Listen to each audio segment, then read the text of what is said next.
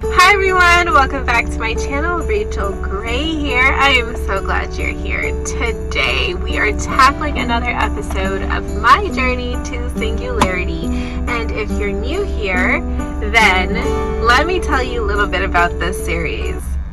I've been in relationships for as long as I can remember, and I decided to take a year to focus on myself. Very weird, very different. And at first I was afraid of being alone, but we overcame that fear. Now I'm trying to find singular joy. So this is a month by month series of me going towards singularity for a year, and then we'll see what happens next. On to this past month.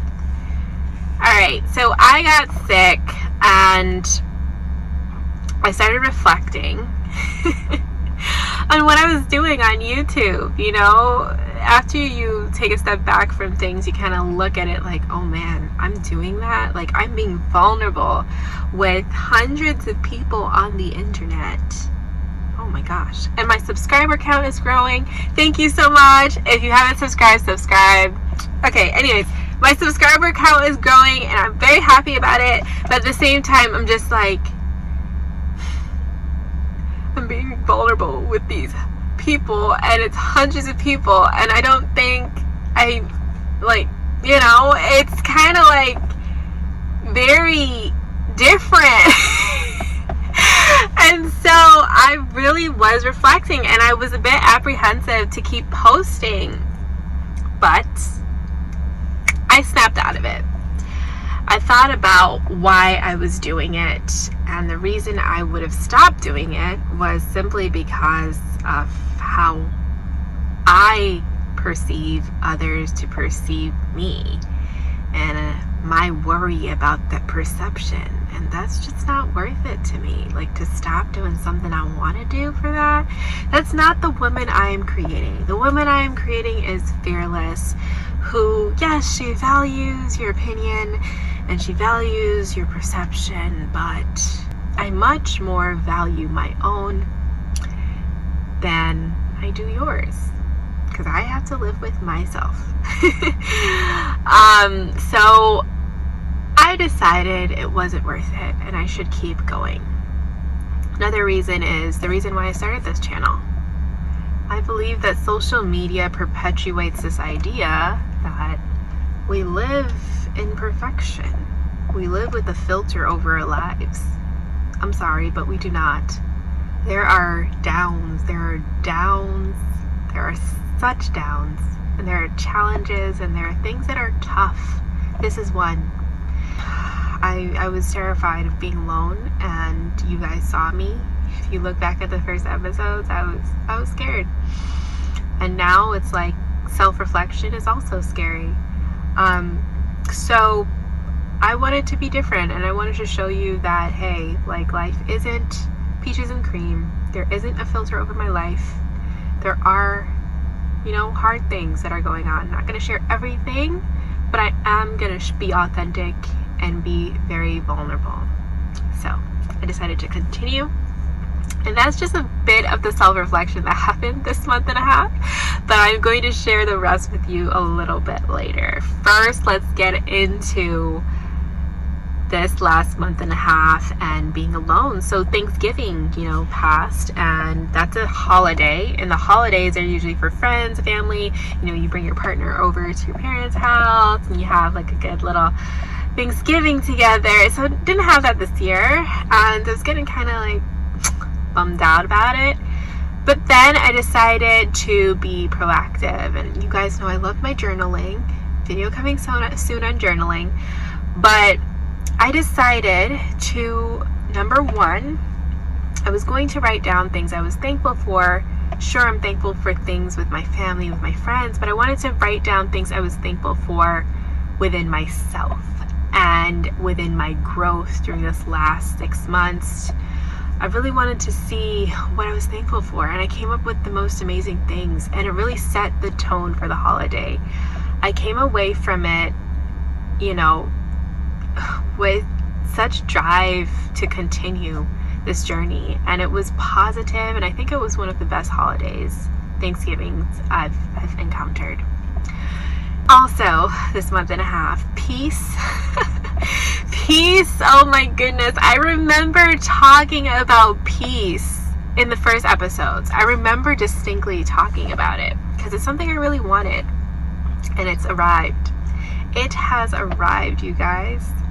I have encountered this peace, and I think the best way I can explain it is if you like beaches or hikes or being outdoors, there's like this specific calm you get, you know, when you're looking at nature or you're looking out on the beach and you're kind of just staring into the depths of the waves, kind of gives you this calm.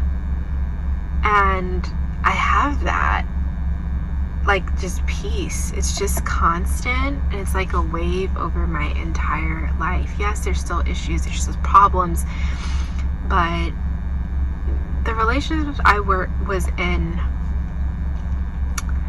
they didn't have that, and they caused me to be in constant turmoil and confusion where I did not have that peace. And I love this peace so much, you guys.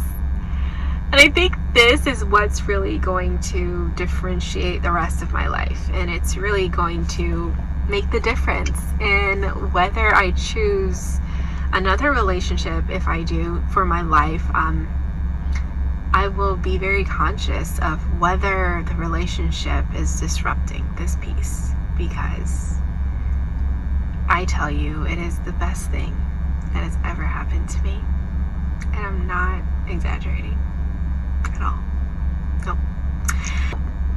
I told you I was going to get back to self-reflection, and I want to be very transparent with my goal in self-reflection. Listen, who do I want to be?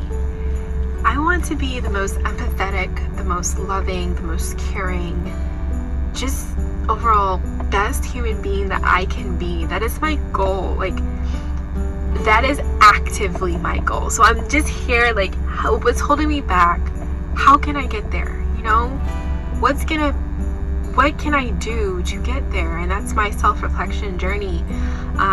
You know, I usually focus on my joy, like my singular joy, but this month and a half, it's been more like a reflection month and a half. It's been a month and a half focused on my goals, and that's really one of them.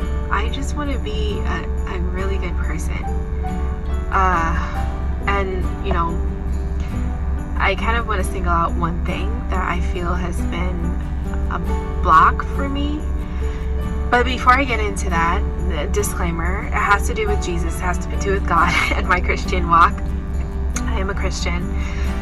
That is something that defines me. Just, you know, more recently than the past, I have been so defined by my Christianity.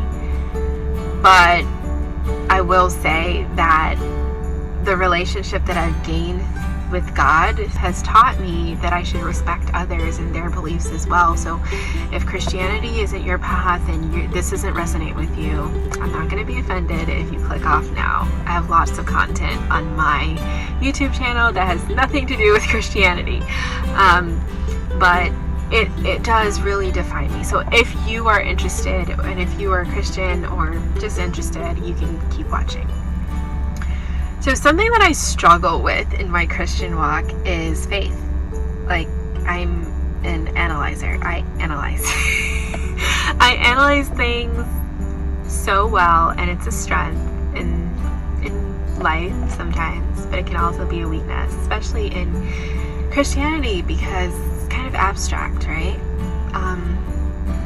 So I've been searching for ways that I can get better at faith, and I found Hebrews 11, and it kind of is like this whole like faith chapter where it talks about all these wonderful people who had great faith, and you know, you're supposed to learn from them. And the people was Abraham and Moses, and I'm just so fascinated by these people. Like Abraham, totally left his nice house, his nice life, and God told him to get up and go, and he didn't even know where he was going. He just left. And I'm just like, okay, I'm here having, little faith about certain things, and this man just up and left because God told him to. So that helped me out for two to 3 days, but then I was just like, okay, you left, but how? How did you get there in your faith? It's not like God disappeared to you out of nowhere. You didn't know him before and you didn't have any faith before, and he just said go and you just went. I don't think that's what happened. Like, you're human too, So give me some strategy to get there. And I started searching again, and I saw something that said, you are not always going to have the greatest time. Like, life isn't going to be rainbows and sunshine. Sometimes it's going to be kind of bad. But during those times, you need to trust the character of God.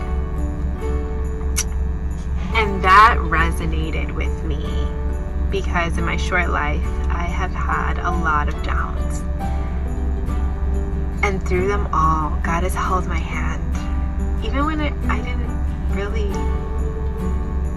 want him there, to be honest. I did not want him there. And he held my hand the whole entire time. He held my hand. And so I can take something from that, Trust his character. Trust that it can be bad, it can be horrible, but God's gonna hold my hand through that. And that I can hold on to, I hope you can too. And if you have tips for me, because I need more, I really do, I would really like for you to leave them in the comments below. Thank you so much for your constant support, your liking, your commenting, your subscribing. I really appreciate it, and I appreciate you. If you haven't already, please don't forget to like, comment, and subscribe. And if I don't see you before Christmas, have a happy holiday. Bye, guys.